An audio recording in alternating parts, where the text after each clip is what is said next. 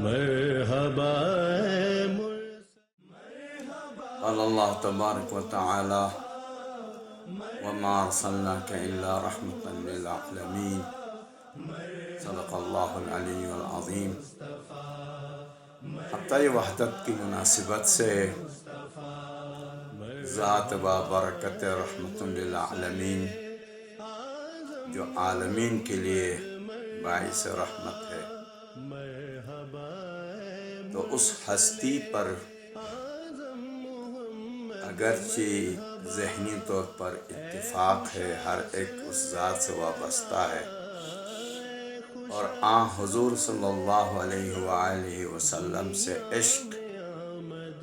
اور محبت و الفت اپنے لیے سرمایہ حیات سمجھتے ہیں،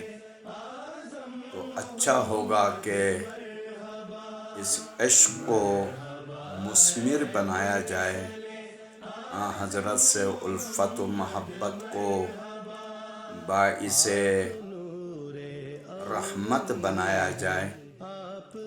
اور آپس کے اتفاق و اتحاد اور رحمت للعالمین کی سیرت کو بروئے کار لاتے ہوئے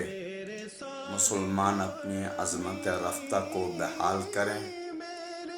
اور اس ضمن میں سب سے پہلے دانشور حضرات، علماء کرام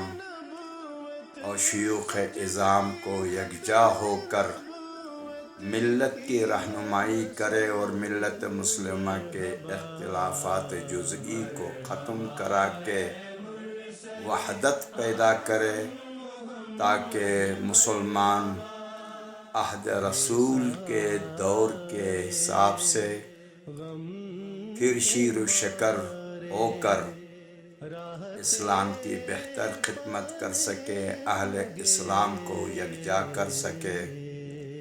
رحمت للعالمین کے وجود اقدس اگرچہ اس وقت ہمارے نظروں میں نہیں، لیکن حضرت رسول ہے قیامت تک، حضرت کی رسالت کا جو پیغام ہے وہ زندہ و تابندہ ہیں، قرآن کی شکل میں، سنت کی شکل میں، لہٰذا اس پیغام کو عام کرنے کی ضرورت ہے،